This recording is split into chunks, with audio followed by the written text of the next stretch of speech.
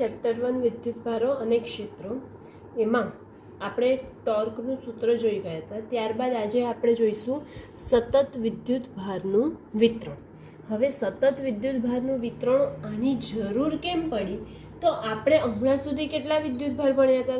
કાં તો 2 હોય અથવા તો અનંત હોય, પરંતુ જુદી જુદી જગ્યાએ એટલે કે બિંદુવત રીતે હતા. પરંતુ હવે એ અલગ અલગ વિદ્યુતભારોના પદમાં કામ કરવાનું અમુક વાર અવ્યવહારુ બને, તેના માટે આપણને સતત વિદ્યુતભારનું વિતરણ સાથે કામ કરવાની જરૂર પડે. તો સતત વિદ્યુતભારનું વિતરણ કરીએ તો તેના 3 પ્રકાર છે. 3 પ્રકાર છે. કયા 3 પ્રકાર છે? તો સૌથી પહેલું રેખા વિતરણ એટલે કે રેખીય રીતે વિદ્યુતભારનું વિતરણ. રેખીય વિદ્યુતભારનું વિતરણ. બીજો પ્રકાર એનો છે પૃષ્ઠ વિદ્યુતભારનું વિતરણ.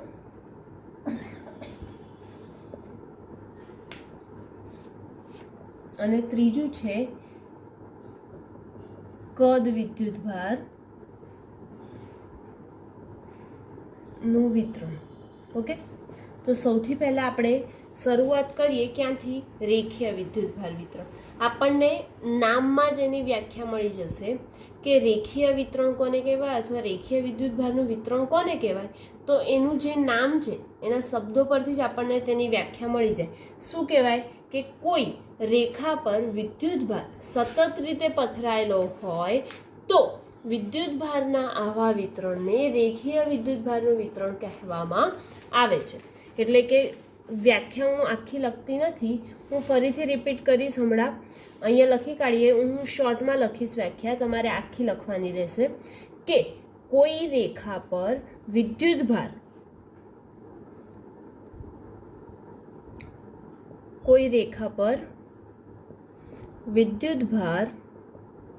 સતત રીતે પથરાયેલ હોય તો વિદ્યુતભારના આવા વિતરણને રેખીય વિતરણ કહેવામાં આવે છે. રેખીય વિતરણ કેવી રીતે થતું હશે? તો ધારો કે કોઈ રેખા છે, એ રેખા પર સતત વિદ્યુતભાર કેવા છે? પથરાયેલા, એક સાથે એક સરખી રીતે પથરાયેલા હશે. એવા વિદ્યુતભારના વિતરણને રેખીય વિદ્યુતભારનું વિતરણ કહેવામાં આવે છે. હવે રેખીય વિદ્યુતભારનું વિતરણ આપણે જોઈ લીધું, બરાબર? તો એનામાં જ આવશે કે રેખીય વિદ્યુતભારની ઘનતા. હવે રેખીય વિદ્યુતભારની ઘનતા જોવાની આવે તો રેખીય ઘનતા તેને કહેવાય. તેની વ્યાખ્યા શું આવશે? તો વ્યાખ્યા જોઈએ પહેલાં, પછી તેના માટે જે વિદ્યુત ક્ષેત્ર જે છે એના માટેનું સૂત્ર. રેખીય વિદ્યુતભારનું વિતરણ કરીએ છીએ ત્યારે એ બિંદુ સાથે ઉદ્ભવતા વિદ્યુત ક્ષેત્રનું સૂત્ર મેળવીશું. પછી ત્યારબાદ પૃષ્ઠ વિદ્યુતભારના વિતરણ જોઈશું, તેની વ્યાખ્યા જોઈશું, અને પૃષ્ઠ વિદ્યુતભાર ઘનતા, અને ત્યારબાદ તે પૃષ્ઠ માટેના તે કોઈ બિંદુ માટે વિદ્યુત ક્ષેત્રનું સૂત્ર. સૌથી પહેલાં આપણે રેખીય વિદ્યુતભારના વિતરણની ચર્ચા કરીએ છીએ. ઓકે, તો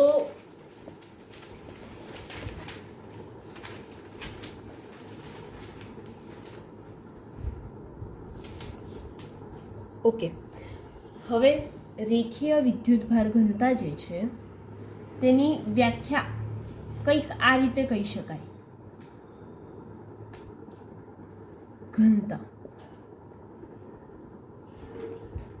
કે વિદ્યુતભારિત રેખા પર, આપણે એક રેખા દોરી હતી હમણાં કે કોઈ વિદ્યુતભારિત રેખા હતી, એ વિદ્યુતભારિત રેખા પર એકમ લંબાઈ દીઠ વિદ્યુતભારની રેખીય ઘનતા કહેવામાં આવે છે. ફરીથી રિપીટ કરીએ છીએ ને હું અહીં લખું પણ છું કે વિદ્યુતભારિત રેખા પરના એકમ લંબાઈ દીઠ વિદ્યુતભારની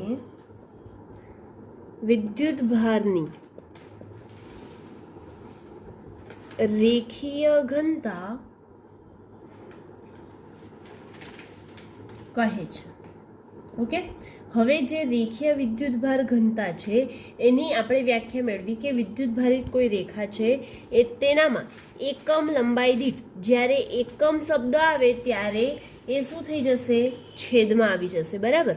તો એકમ લંબાઈ દીઠ વિદ્યુતભારની રેખીય ઘનતા કહેવાય છે. એટલે વિદ્યુતભાર એટલે અહીંયા ઉપર શું આવશે આપણો વિદ્યુતભાર. અને રેખીય વિદ્યુતભાર ઘનતાને દર્શાવાય છે શેનાથી, તો તેને લેમ્બડા વડે દર્શાવવામાં આવે છે. લેમ્બડા વડે દર્શાવાય છે. ઓકે, હવે એને આપણે ગાણિતિક સ્વરૂપમાં લખીએ તો શું થઈ જશે કે વિદ્યુતભારનો જે વિદ્યુતભારિત રેખા હતી એટલે કે મારી પાસે કોઈ એક તાર હતો વિદ્યુતભારિત, બરાબર. તેના પર વિદ્યુતભારનું વિતરણ કરવામાં આવ્યું હતું. તેનામાંથી હું એક નાનો ખંડ, આટલો નાનો ખંડ જે છે એ હું વિચારી લઉં છું કે જેની લંબાઈ ડેલ્ટા એલ જેટલી છે અને તેનામાં આવેલા વિદ્યુતભાર, કેમ કે તાર તો ગમે તેટલો લાંબો હોઈ શકે, માટે આપણે એનામાંથી નાનો ભાગ વિચાર્યો અને એ નાના ભાગની લંબાઈ શું ધારી લીધી, ડેલ્ટા એલ છે. તો લખી શકો કે વિદ્યુતભારિત તાર પર નાનો ખંડ ડેલ્ટા એલ લંબાઈ અને વિદ્યુતભાર ડેલ્ટા ક્યુ છે. એટલે કે અહીંયા જે છે આપણે વિતરિત થયેલો વિદ્યુતભાર પણ બહુ બધો હશે, તો એની જગ્યાએ અહીંયા નાનો ખંડ વિચાર્યો, એના માટેનો વિદ્યુતભાર કેટલો લઈ લઈએ આપણે, ડેલ્ટા ક્યુ જેટલો. માટે વિદ્યુતભારની રેખીય ઘનતા લેમ્બડા બરાબર શું, વિદ્યુતભાર પહેલા આવશે અને જે એકમ શબ્દ છે એ ક્યાં આવશે, છેદમાં. માટે ડેલ્ટા ક્યુ છેદમાં ડેલ્ટા એલ. હવે શું જોવાનું આવ્યું, તો આપણે તેનો કોઈ પણ નવી રાશિ આવશે એનું શું જોઈએ, એસઆઈ એકમ. તો એસઆઈ એકમ રેખીય વિદ્યુતભાર ઘનતાનો એસઆઈ એકમ કુલંબ પર, કુલંબ થશે ક્યુનો વિદ્યુતભાર. આપણે જાણીએ કે કુલંબ પર છેદમાં એટલે પર શું આવી જશે, મીટર.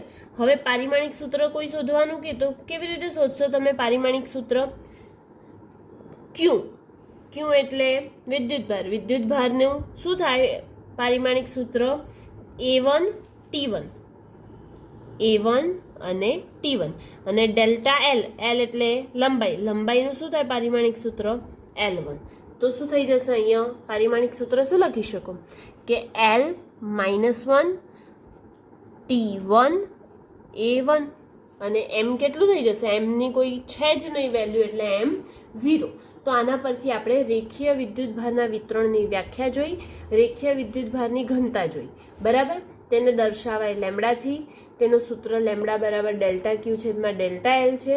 પારિમાણિક સૂત્ર કુલંબ પર મીટર અને એસઆઈ એકમ કુલંબ પર મીટર અને પારિમાણિક સૂત્ર m0 L-1 T1 A1 છે. ઓકે, હવે આપણે આગળ જોવાનું છે શું, તો જ્યારે રેખા પર એટલે કે આ જે રેખા દોરી છે એ રેખા પર વિદ્યુતભારનું જો સતત વિતરણ થયેલું હોય ત્યારે કોઈ પણ બિંદુ પાસે વિદ્યુત ક્ષેત્રનું સૂત્ર આપણે મેળવીએ. તો એનો મતલબ કે આપણે વિદ્યુત ક્ષેત્રનું સૂત્ર મેળવીશું. કોઈ પણ આખી એક રેખા છે એનામાંથી કોઈ નાનો ભાગ વિચારીને આપણે વિદ્યુત ક્ષેત્રનું સૂત્ર મેળવીએ. તો મિત્રો આપણે જોઈએ કે ધારો કે મારી પાસે એક કોઈ રેખા છે, હું અહીંયા આટલું રફ કરી નાખું છું, તમારે બધું વિડીયો પોઝ કરીને લખવાનું રહેશે નોટબુકમાં અને જે પોઈન્ટ બીજા લખવા જેવા લાગે એ પણ લખવાના, કેમ કે મારે અહીંયા બધું લખવું પોસિબલ નથી, માટે તમારે જે પોઈન્ટ લખવા જેવા બીજા હોય તે તમારે લખવાના પણ રહેશે. હવે મારી પાસે કોઈ એક રેખા છે, બરાબર. તો આ રેખા છે, એ રેખા પર હું એક નાનો કોઈ ખંડ વિચારી લઉં છું. તો હવે મારી પાસે આ એક નાનો ખંડ વિચાર્યો છે, બરાબર. હવે આ જે નાનો ખંડ વિચાર્યો તેનામાં ધારો કે કોઈ રેખા છે, તેના પર એક નાનો ખંડ જે વિચાર્યો તેની લંબાઈ dl જેટલી છે, અથવા તો તે કેટલું છે dl જેટલું છે, અને તેનો સ્થાન સદિશ, અહીંયા જે સ્થાન આવશે એનો સ્થાન સદિશ r છે, ઓકે, એટલે કે સદિશ છે એટલે સદિશ આર સ્વરૂપે આપણે લખીશું. માટે રેખા પર રેખીય વિદ્યુતભારની ઘનતા લેમડા થાય. તો હવે આપણે લખીએ કે રેખા પર ના વિદ્યુતભાર ના સતત વિતરણ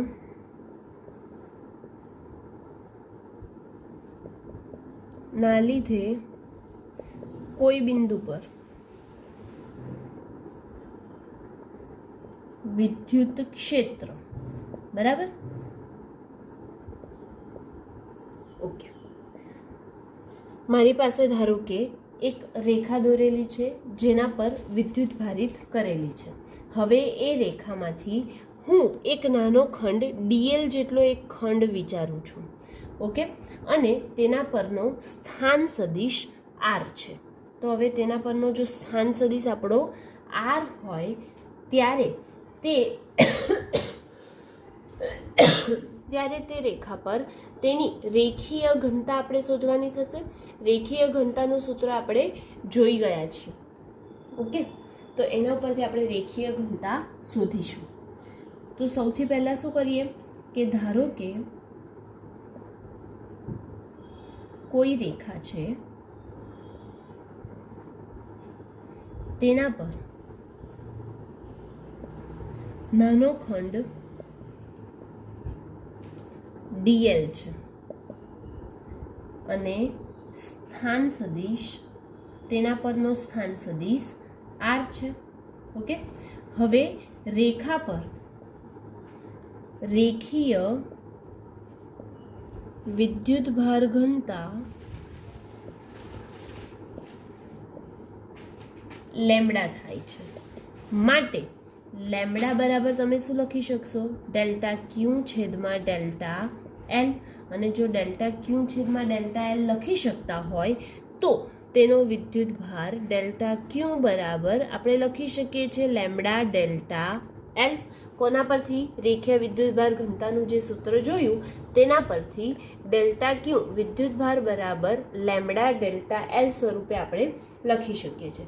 હવે વિદ્યુતભાર વિતરણની અંદર કે બહાર કોઈ એક બિંદુ પી આપણે વિચારી લઈએ, ઓકે.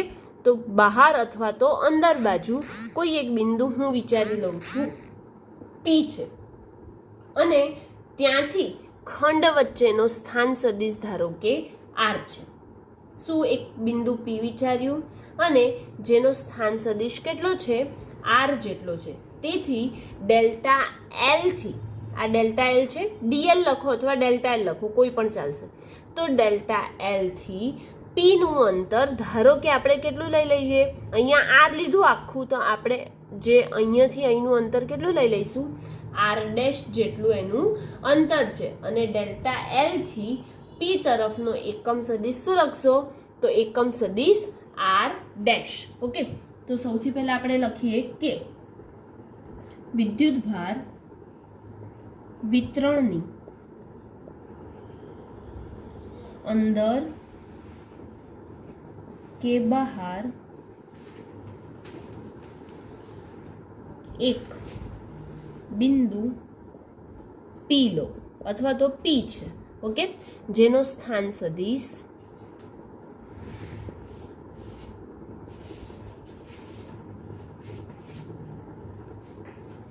આર છે અને ડેલ્ટા એલ થી બિંદુ પી નું અંતર કેટલું આપણે ધાર્યું છે? આર ડેશ છે. માટે તેનો અંતર આર ડેશ ધાર્યું માટે તેનો એકમ સદિશ પણ કેટલો થઈ જશે? આર ડેશ થશે, ઓકે. લેમ્બડા ડેલ્ટા એલ વિદ્યુતભારને લીધે બિંદુ પી પર વિદ્યુત ક્ષેત્ર શોધવાનું છે, ઓકે. આ વિદ્યુતભારના લીધે ડેલ્ટા ક્યુ જે વિદ્યુતભાર છે તે વિદ્યુતભારના લીધે પી પર વિદ્યુત ક્ષેત્ર આપણે શોધવાનું છે. તો આપણે લખીએ કે ડેલ્ટા ક્યુ વિદ્યુતભારને લીધે બિંદુ પી પર વિદ્યુત ક્ષેત્ર, ઓકે. તો તો હવે બિંદુ P પર વિદ્યુત ક્ષેત્ર શોધવાનું હોય તો સૌથી પહેલાં આપણે વિદ્યુત ક્ષેત્ર એટલે E બરાબર કે ક્યુ અથવા તો તમે આપણે અહીંયા કેપિટલ ક્યુ લીધો છે તો તમે કેપિટલ ક્યુ લઈ શકો કે ડેલ્ટા ક્યુ અપોન અહીંથી અહીંનું અંતર કેટલું છે આર ડેશ જેટલું છે ને, માટે આપણે અહીં શું લખીશું આર ડેશ નો વર્ગ અને એકમ સદિશ આર ડેશ, કેમ કે સદિશ સ્વરૂપમાં હશે, અંદર લીધું હશે તો વિદ્યુત ક્ષેત્રની દિશા એ રીતે હશે, અને જો બહાર બાજુ બિંદુ લીધું તો બહાર બાજુ તરફની દિશામાં હશે એનું વિદ્યુત ક્ષેત્ર, માટે સદિશ E બરાબર કે delta q upon r dash square એકમ સદિશ આર ડેશ જેટલું થયું. ઓકે, હવે આપણે તેની કિંમત મૂકીએ. કોની? તો ડેલ્ટા ક્યુ જે છે તેની કિંમત મૂકીએ. તો સમીકરણમાં કિંમત મૂકીએ શું મળશે? હું અહીંયા ઉપરનું થોડુંક રફ કરી દઉં છું.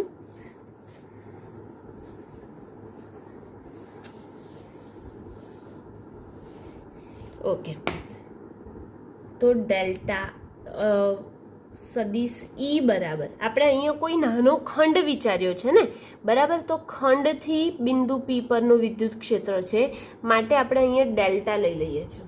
ઓકે, હવે ડેલ્ટા સદિશ E બરાબર કે એમનો એમ ડેલ્ટા ક્યુ બરાબર આપણે અહીંયા શું લખ્યું હતું? ડેલ્ટા ક્યુ બરાબર લેમડા ડીએલ લખ્યું હતું. ઓકે, અથવા તો તમે આપણે શું લઈ શકીએ? ડેલ્ટા એલ પણ લઈ શકીએ. જો તમે અહીંયા ખંડ પર ડેલ્ટા એલ લખ્યું હશે તો ડેલ્ટા એલ, અને ડીએલ લખ્યું હોય તો ડીએલ પણ લખી શકો. તો કે લેમડા ડીએલ અપોન આર ડેશનો વર્ગ અને એકમ સદિશ આર ડેશ થશે. હવે આ તો આપણે એક જ જગ્યાની વાત કરીએ, એવા તો ઘણા બધા હોઈ શકે, બરાબર. તો ઘણા બધા હોય એના માટે કયો નિયમ વાપરતા હતા? સંપાતપણાના સિદ્ધાંતનો નિયમ વાપરતા હતા. આથી સંપાતપણાના સિદ્ધાંત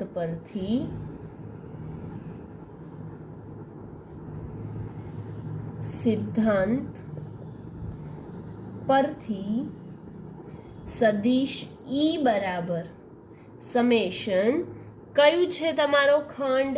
ડેલ્ટા એલ છે, માટે બધા ખંડનો સરવાળો. આપણે તો એક જ ખંડ વિચાર્યો, એવા બધા ખંડ લઈએ એટલે ડેલ્ટા એલ.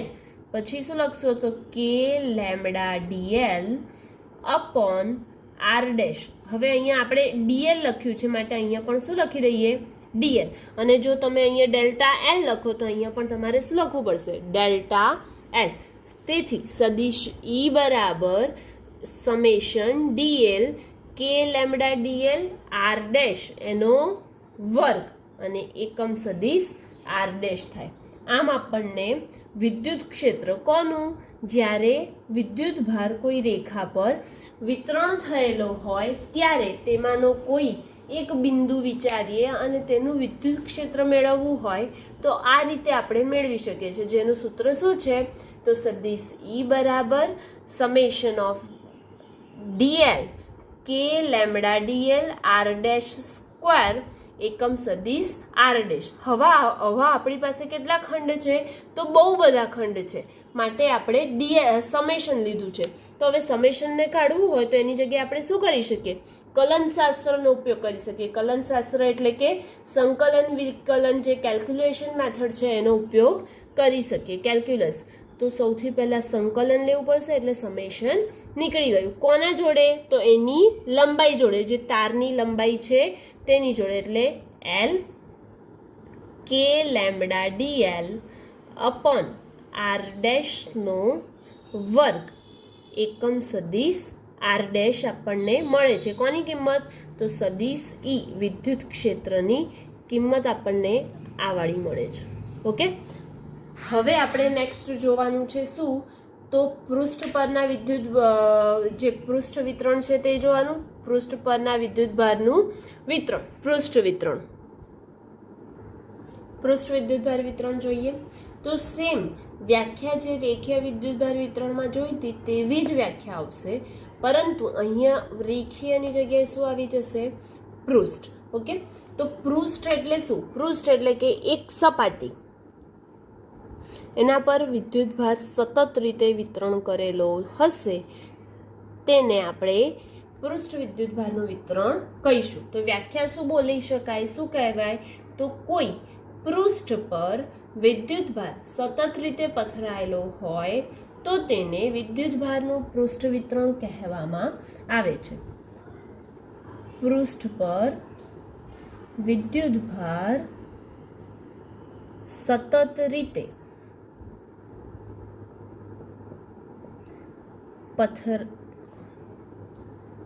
પથરાયેલ હોય. અહીં મેં તમને એક પૃષ્ઠ દોરીને પણ બતાવ્યું છે કે કોઈ પણ પૃષ્ઠ હશે, સપાટી હોય, તેના પર વિદ્યુતભાર સતત રીતે પથરાયેલો હોય તો તેને વિદ્યુતભારનું પૃષ્ઠ વિતરણ કહેવામાં આવે છે. હવે પૃષ્ઠ વિદ્યુતભાર વિતરણ પછી શું જોવાનું છે આપણે? તો પૃષ્ઠ વિદ્યુતભારની ઘનતા. પૃષ્ઠ વિદ્યુતભાર ઘનતા. ઓકે, તો હવે એની વ્યાખ્યા શું આવશે? રેખીય વિદ્યુતભારની વ્યાખ્યા હતી કે વિદ્યુતભારિત રેખા પર એકમ લંબાઈ દીઠ વિદ્યુતભારની રેખીય વિદ્યુતભાર ઘનતા કહેવામાં આવે છે. તેવી જ રીતે આની વ્યાખ્યા પણ સેમ એવી જ આવશે, પરંતુ રેખીયની જગ્યાએ શું આવી જશે? પૃષ્ઠ. તો વિદ્યુતભારિત પૃષ્ઠ પરના એકમ ક્ષેત્રફળ દીઠ. કેમ અહીંયા એકમ ક્ષેત્રફળ આવ્યું? કેમ કે આપણી પાસે અહીંયા આખી એક સપાટી આવી ગઈ. સપાટી હોય તો એનું શું હોય? ક્ષેત્રફળ. એટલે કે એકમ ક્ષેત્રફળ દીઠ વિદ્યુતભારની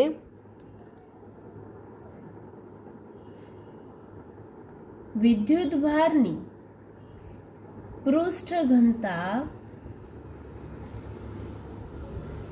કહે છે.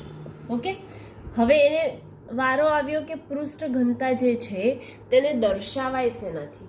તો પૃષ્ઠ વિદ્યુતભાર ઘનતાને સિગ્મા વડે દર્શાવાય છે. શેનાથી દર્શાવાય છે? સિગ્માથી દર્શાવાય છે. ઓકે, તો હવે આપણે એને ગાણિતિક સ્વરૂપે લખીએ, જેવી રીતે રેખીય વિદ્યુતભાર ઘનતાને લખ્યું હતું. તો સૌથી પહેલા આપણે આ આખું બહુ મોટું પૃષ્ઠ હોય તેનામાંથી એક નાનો ખંડ વિચારવાનો છે. તો નાનો ખંડ વિચારવાનો છે, તેનું ક્ષેત્રફળ લેવાનું છે. માટે હું નાના ખંડનું ક્ષેત્રફળ લઈશ, જે ક્યાં આવશે? છેદમાં. અને અંશમાં શું આવશે? તો અંશમાં શું કીધું? એકમ ક્ષેત્રફળ દીઠ વિદ્યુતભાર. અને જો એકમ ક્ષેત્રફળ દીઠ આપણને વિદ્યુતભાર કીધું એટલે કે ડેલ્ટા ક્યુ લખવું પડશે. તો સૌથી પહેલા વિદ્યુતભારની પૃષ્ઠ ઘનતા સિગ્મા બરાબર શું થઈ જશે? ડેલ્ટા ક્યુ છેદમાં એકમ ક્ષેત્રફળ. એકમ ક્ષેત્રફળ એટલે કે સપાટીનું એક બાજુનું જે નાનું વિચાર્યું હતું તેનું ક્ષેત્રફળ ક્યાં આવશે? છેદમાં આવશે. શું લખાશે? તો ક્ષેત્રફળને હું ધારો કે અહીંયા એસ ધારી લઉં છું, માટે હું લખું છું ડેલ્ટા એસ. તેથી સૂત્ર બને છે સિગ્મા બરાબર ડેલ્ટા ક્યુ છેદમાં ડેલ્ટા એસ. હવે હું કહું તમને કે તેનો એસઆઈ એકમ શું છે? કોનો? પૃષ્ઠ ઘનતાનો. વિદ્યુતભાર પૃષ્ઠ ઘનતાનો એસઆઈ એકમ શું છે? તો ઉપરવાળાનો એકમ શું આવે? કુલંબ આવે. માટે શું લખશો? કુલંબ. ડેલ્ટા એસ એટલે કે ક્ષેત્રફળ. ક્ષેત્રફળનો એકમ શું લખો છો? Metre square. બરાબર ને? તો હવે નીચે શું છે? છેદમાં છે, માટે કુલંબ પર મીટર સ્ક્વેર થશે. હવે એનું પારિમાણિક સૂત્ર શોધવાનો વારો આવ્યો. તો પારિમાણિક સૂત્ર પણ સેમ આપણે પહેલા શોધ્યું હતું તેવી રીતે મળી જાય આપણને. શું? કુલંબ. કુલંબ એટલે શું થઈ જશે? T1 A1 અને એના છેદમાં L2. એનો મતલબ કે આપણને એનું પારિમાણિક સૂત્ર મળે છે M0 L-2 T1 A1. Okay, આ તેનું શું થઈ ગયું? પારિમાણિક સૂત્ર. હવે નેક્સ્ટ, જેવી રીતે પહેલામાં વિદ્યુત ક્ષેત્ર શોધ્યું હતું તેવી જ રીતે આનામાં પણ પૃષ્ઠ પરનો કોઈ પણ વિદ્યુતભાર છે એ વિદ્યુતભારના સતત વિતરણ કરેલું હોય ત્યારે હું કોઈ એક બિંદુ વિચારું છું અને તેના પર ઉદ્ભવતું વિદ્યુત ક્ષેત્ર શોધવાનું છે. તો તેના માટે શું કરાય તે આપણે જોઈએ. તો ધારો કે મારી પાસે એક પૃષ્ઠ છે, બરાબર? હવે એ પૃષ્ઠમાં આ રીતે એનો વિદ્યુત ભારિત કરેલા છે. તો વિદ્યુત ભારિત કરેલા છે એટલે કે એક બોક્સમાં એક વિદ્યુત ભાર હોય તો અહીંયા સતત વિતરણ કરેલું છે તે પ્રમાણે હું અહીંયાથી એક બોક્સ વિચારી લઉં છું. ઓકે, તો આ નાનો એક ખંડ વિચાર્યો, જેને આપણે નાના ખંડને શું કહીશું? શું કહેવાય? Delta S. કેમ કે ડેલ્ટા એસ જેટલો એક નાનો ખંડ વિચારેલો છે માટે ડેલ્ટા એસ કહીએ છીએ. હવે એ ડેલ્ટા એસ જે લીધો તેના પરનો સ્થાન સદિશ આપણે ધારો કે ધારી લઈએ છીએ કેટલો છે? તો આર છે. તો પૃષ્ઠ પરનો વિદ્યુતભાર કેટલો થઈ જશે? પહેલા તો આપણે લખી કાઢીએ કે પૃષ્ઠ પરના વિદ્યુતભારના સતત વિતરણના લીધે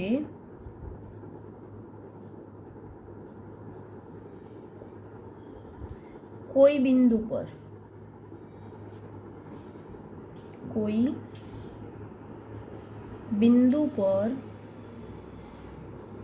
ઉદ્ભવતું વિદ્યુત ક્ષેત્ર, બરાબર. તો સૌથી પહેલા આપણે ખંડ વિચાર્યો, આખું એક પૃષ્ઠ લીધું, એ પૃષ્ઠની અંદર એક નાનો ખંડ વિચાર્યો જેને આપણે ડેલ્ટા એસ છે. ઓકે, અને તેનો સ્થાન સદિશ આર છે. તો તમારે એવું લખવું પડશે કે ધારો કે કોઈ પૃષ્ઠ છે તેના પર નાનો ખંડ ડેલ્ટા એસ છે અને તેનો સ્થાન સદિશ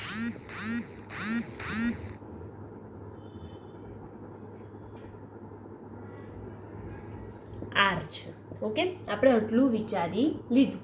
તો હવે તેના પર સ્થાન સદિશ આર છે, તો ખંડ વિચાર્યો તેમાં સતત વિદ્યુતભારનું વિતરણ છે માટે તેનો શું હશે? વિદ્યુતભાર હશે. તો વિદ્યુતભારનું સૂત્ર આપણે આ સૂત્ર પરથી મેળવી લઈએ, વિદ્યુતભારની પૃષ્ઠ ઘનતા પરથી. તો પૃષ્ઠખંડ પરનો વિદ્યુતભાર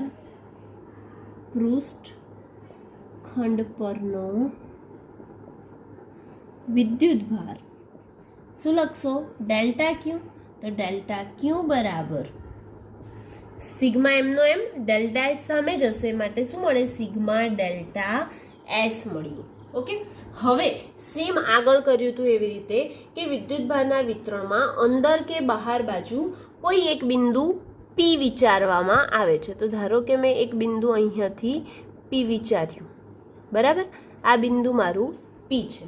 હવે એ બિંદુ પી પરથી તેનો સ્થાન સદિશ શું છે? તો તેનો સ્થાન સદિશ આર છે. તો આપણે લખીએ કે વિદ્યુતભાર વિતરણની અંદર કે બહાર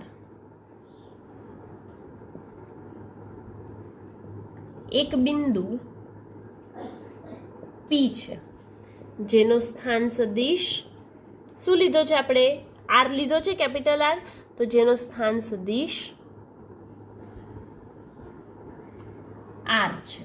ઓકે, હવે તેવી જ રીતે ડેલ્ટા એસ થી બિંદુ પી વચ્ચેનું અંતર શોધવાનું આવે. તો ડેલ્ટા એસ જે છે એનાથી પી બિંદુ વચ્ચેનું અંતર ધારો કે ડેલ્ટા એસ થી પી બિંદુ વચ્ચેનું અંતર આપણે શું ધારી લઈએ? તો આર ડેશ છે. તેથી તેનો એકમ સદિશ આર કેપ ડેશ છે, બરાબર. હવે આપણે શોધવાનું શું રહ્યું?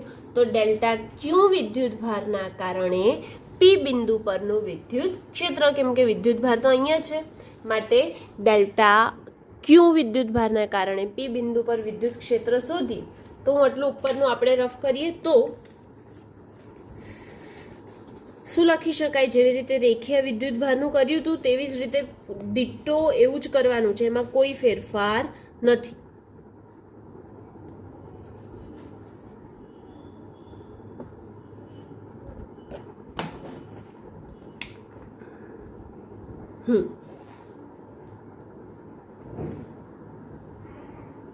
ડેલ્ટા ક્યુ વિદ્યુતભારના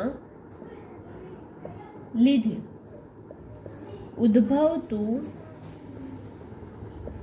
વિદ્યુત ક્ષેત્ર પી બિંદુ પર આપણે નાનો ખંડ વિચાર્યો છે, માટે ક્ષેત્ર જે વિદ્યુત ક્ષેત્ર આવશે એ પણ કયા ફોર્મમાં આવશે? ઓછા ફોર્મમાં આવશે, એટલે કે ડેલ્ટા ઈ. આપણે ડેલ્ટા એસ લીધું છે એટલે કે આ પણ વિદ્યુત ક્ષેત્ર પણ શેમાં આવશે? ડેલ્ટા ઈ સ્વરૂપે આવશે. તો ડેલ્ટા સદિશ ઈ બરાબર સૂત્ર શું છે કે ક્યુ અપોન આર સ્ક્વેર. માટે ક્યુની જગ્યાએ આપણે શું મૂકીએ છીએ? ડેલ્ટા ક્યુ. તેથી એની કિંમત મૂકીએ કે કે સિગ્મા ડેલ્ટા એસ અપોન એ બંને વચ્ચેનું અંતર કેટલું ધાર્યું હતું આપણે? આર ડેશ જેટલું ધાર્યું ને, માટે આર ડેશનો વર્ગ અને એકમ સદિશ આર ડેશ થશે. તેથી ડેલ્ટા સદિશ ઈ બરાબર કે sigma delta S upon r dash square એકમ સદિશ આર ડેશ મળે છે. હવે આપણે તો આ એક વિદ્યુત ભારનું વિચાર્યું, એવા તો ઘણા બધા વિદ્યુત ભાર પ્રસરેલા છે, બરાબર? તો તે માટેનું જો વિદ્યુત ક્ષેત્ર શોધવું હોય તો કુલ વિદ્યુત ક્ષેત્ર શેના પરથી શોધશો? સંપાતપણાના સિદ્ધાંત પરથી, બરાબર? તો સંપાતપણાના સિદ્ધાંત પરથી કુલ વિદ્યુત ક્ષેત્ર ઈ બરાબર શું થઈ જશે?